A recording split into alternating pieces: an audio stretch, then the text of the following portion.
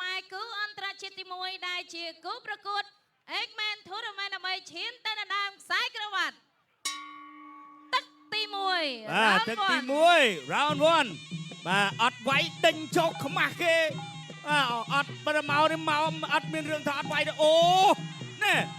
ដៃរបស់រុស្ស៊ីទាត់របស់កីឡាករបង្គោលក្រហមរុស្ស៊ីណែចូលមួយពីខៀវហេអាបាទទាត់កាត់ពីខៀវទាត់កាត់ពីខៀវក៏ដប់ដៃពីក្រហមបង្គោលក្រហមក៏ចង់វាយបង្គោលខៀវក៏ឃ្លានវាយពីរដៃអត់ចូលទេចូលដៃពីរដៃ3ដៃ4ដៃទាត់មកជើងបាទខៀវនេះក៏ជាម្ចាស់ខ្សែអើយចូលមកដៃ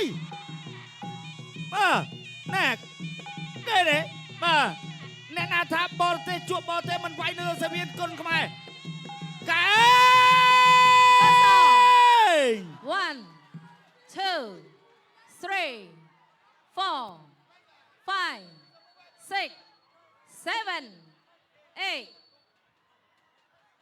ប្រកួតបន្តបាទប្រកួតបន្តអូពីរដៃ 1 2 3 4 5 6 7 8បាទចូលមកកែងហើយសើឥឡូវថែមពីរដៃទៅទៀត continue បាទគាត់ផ្ដួលបានកាន់តែលឿនឱកាសកាន់តែច្រើន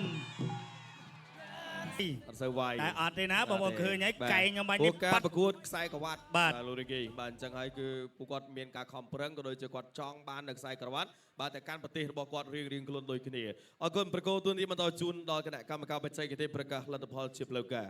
ចា៎អ្នកខ្ញុំសូមអរគុណបង្គោលក្រហមវ៉ាស៊ូលីស៊ីមីណៅអ្នកគណៈកបង្គោលខៀវដោយគណៈកបង្គោលខៀវលោកយន្តបញ្ឈប់ឲ្យប្រកួតក្នុងទឹកទី1បាទអបអរសាទរកីឡាករបង្គោលក្រហមពីរុស្ស៊ីវ៉ាស៊ូលី